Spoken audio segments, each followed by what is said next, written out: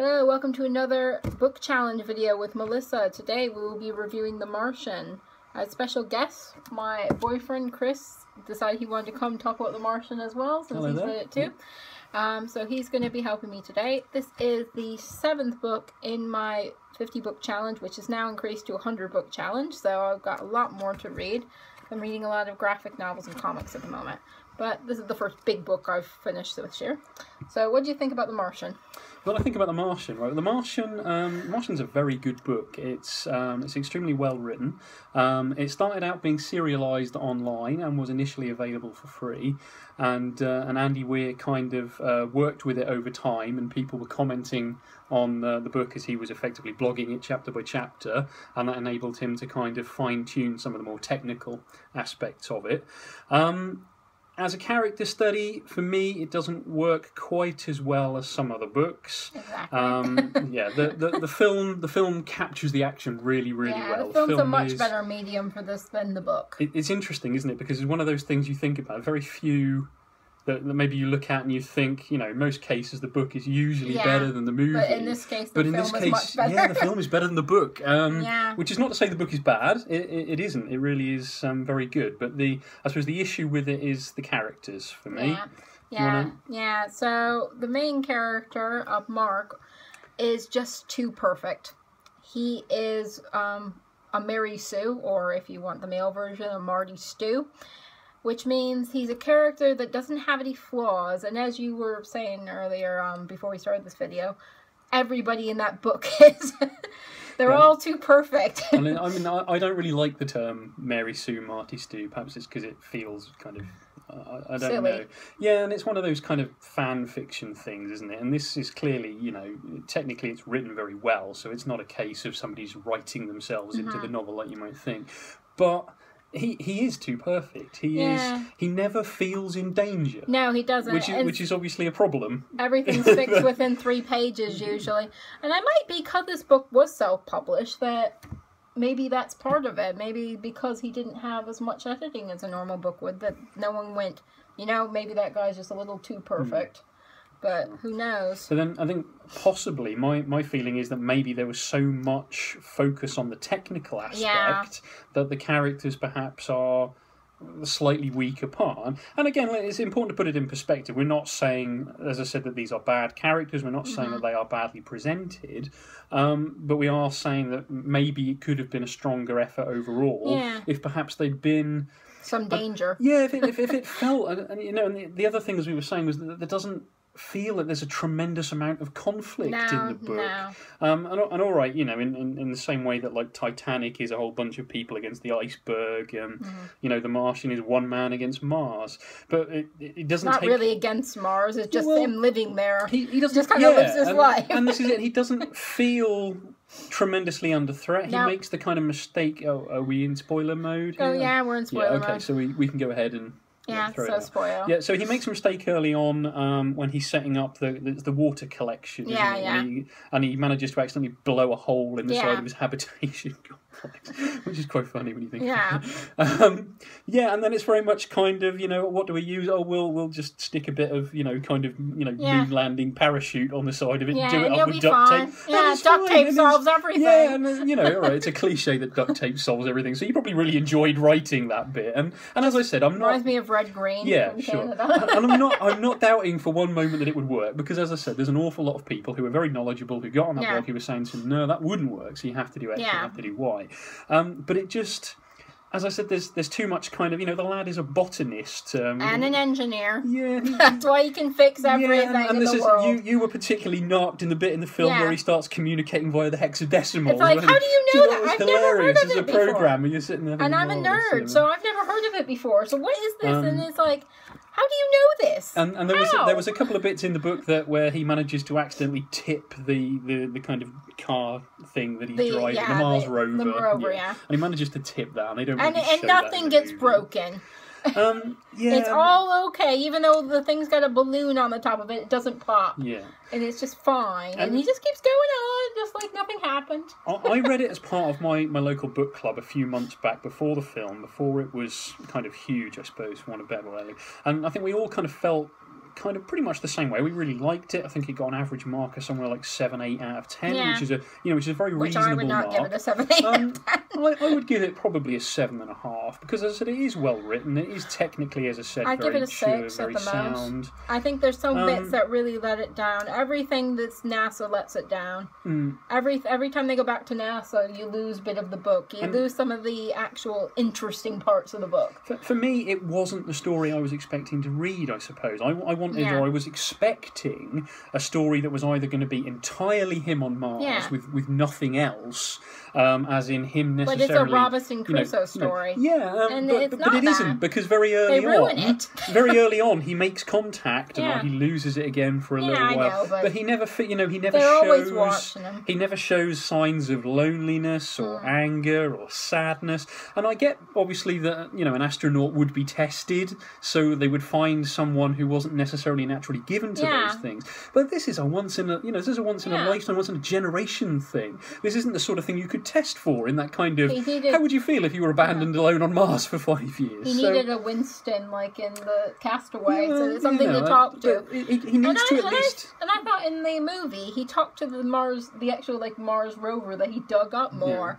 And it's like that became kind of his pet. And in the book, just nothing about that, really. The other thing that I was thinking, if you're going to take it back down and have half of it on Mars and half of it on Earth, then you want to kind of see... I don't know, you want to see some conflict on the Earth side as well. Yeah, you want some aggressive Republican senator standing in the Senate and arguing why we should not going to spend $1 billion on this man when we could give it in corporate tax breaks. Yeah, exactly. You want some, kind of Bernie Sanders type game. Well, for the price of bringing this lad back, we could save 100,000 lives. Yeah, we could feed the homeless. Yeah, absolutely. And then, but it never feels. And again, I get that American is quite a militarized society. Let me get it right. So perhaps I don't know. Maybe these disputes wouldn't happen. Maybe there would be a kind of sense that you have to bring. But obviously, they use the Chinese shuttle to which get actually I like, which is really good, and that kind of brings the whole kind of world community.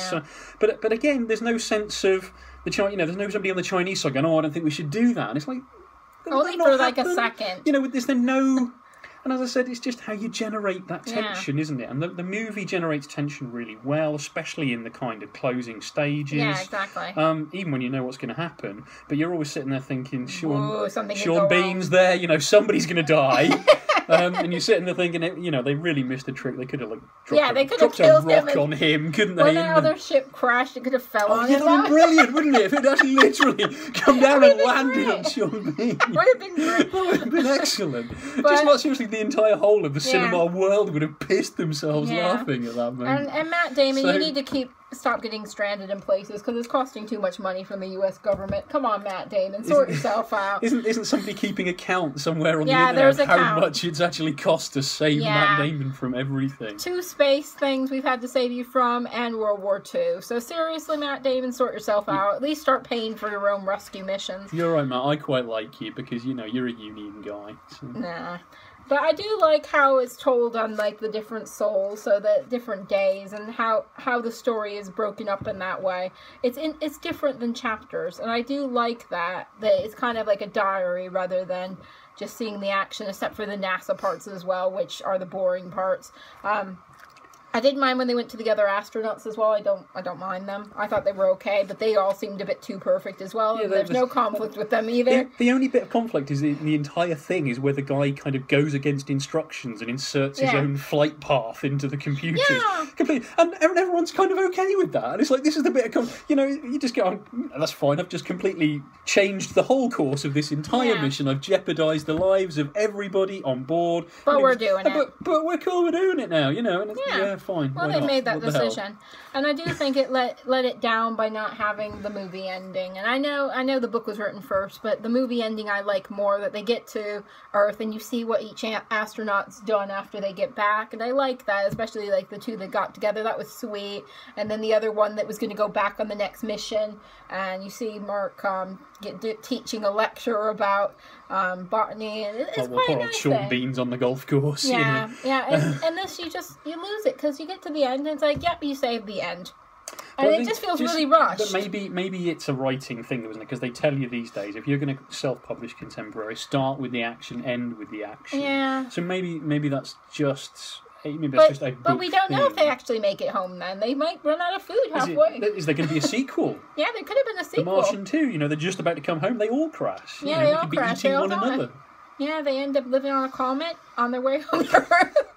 They don't make it out, and they have to like eat each other because the one girl, I don't think that was mentioned in the movie, is told that she's a survivor, so she's gotta eat them. Oh right, yes. Oh, God. I don't think that was in the movie because I didn't think they wanted to present that in the movie. But I thought it's like I will survive. I will definitely survive. There is this whole fascinating science, isn't there? Because no astronaut, to my knowledge or thought, has ever actually died on a space mission of natural causes. There have been those that there have been accidents where entire Challenger. Yeah, sure, but of course when entire crews have died, but there's never been an incident where maybe somebody's like suffered a heart attack or something, and they've had to store a body on a ship or something of that kind. And I'm fairly sure, I remember reading something on the internet, there is this kind of there is technology specially designed to kind of hold bodies that they effectively kind of freeze dry a corpse. It's the same thing as their waste disposal, I would assume. Yeah, so you know, that's all very interesting too. They've got to have those things just in case someone does die on board somehow, because they could. But they're never going to kill anybody in The Martian, are they? It's a feel-good book, which perhaps part is it kind of captures that whole sense of, you know, kind of immortality, which the states badly needs right now. He's funny in places, but as I said, it gets boring when he solves everything so quickly. And he's a funny character, and I like that he swears a lot, and that he's like constantly making fun of NASA when they're like telling him off for things, and I like that bit of it. But he feels like every laid-back guy I chat to on Twitter. He is a laid-back guy, but it's just too much, too laid back, really. He's not depressed enough when he should be, because he might live his whole life and die there. And there's only, like, I think one scene where he cries. If I remember, I think he, like, when he makes contact with NASA, he goes and cries. Do you think that is an American thing? Do you think it's a cultural thing? They want to present their astronauts as being a bit indomitable? Yeah. You know, if he'd been Russian, Vladimir Putin's never going to sanction a crying Russian cosmonaut. That's not going to happen. He'd have been like, no, take your spacesuit off. I want to see you romping over Mars with your shirt off. Yeah, you know die. But yeah, I enjoyed it for the most part. It's an average book for me, but I didn't think it was the best book I've ever read, but it was okay. I would say it's better. It's better than average. I enjoyed it. It is fun. It is, as I said, it kind of simultaneously manages to be technically sound while at the same time being a little bit fluffy around the edges for my tastes. But it's too technically. It sounds like a manual half the time. That's the problem with it. It's like, connect this wire to this wire and then duct tape this and make a balloon with the, like, have landing stuff, and it's just too much. The joy of it is you can get away with any kind of bad science you want of course you because can, people like you and I, we're reasonably well informed, and we're far too dumb to know whether it would work or not. No. Whereas all these guys on the blog were like, no, you can't do that. It would never result in the right kind of oxygen. Yeah, and then you got... And the weirdest bit of the whole book is when we got the point of view of, like, the, what was it, the Hab entrance. And it's like, what is that? I don't remember. Whereas, like, the Hab entrance is like, this was made in this plant, and at the time it stretched just a little too far, and now it's going to break. And it's like, what was that? That was ridiculous. That's just foreshadowing the inevitable misery that will be resolved within 100 lines. We didn't need that. That was just like, why? Why are we, like, focusing on the Hab door? How do you build up the tension? We didn't need the tension. Him exploding at the time was enough tension. It just didn't do a good job of exploding, did he? I guess we needed to know why it exploded. I guess got an abrasion on his collarbone or something. Yeah, never broke a bone, did he? Did he break something? He broke something in the film. Didn't a rib, probably. When the space shuttle went up. Not like with the rover falling. If he would have broken a leg and had to drag the rover, I would have found that much more interesting. We should talk about the Revenant another time. No, we're not going to talk about the Revenant. Okay, so I think that's the review for The Martian. I give it a 6 out of 10. I'll give it a 7. Which is not that much better than a 6 out of 10. I mean, it is better. It's okay. It's not the best book ever, but it's okay. And it's worth reading, I think. So read it in a spare hour and then go and see the film. If you can skip the... bits with NASA, it probably becomes a better book. I think if you skip them all. And I did think about doing that while I was reading it. So, thanks for watching. Please subscribe to my channel below. I'm trying to get to 100 subscribers. And if you want to follow along on my reading challenge on Goodreads, I'll put the link below as well. So, thanks for watching. I'll put my Twitter link there, so have fun. Come and argue with me. I enjoy the... Yeah, he's very political, so if you want to argue about political things, he'll love that. So. Sanders in 2016! Or Hillary. Actually, Hillary. Bye!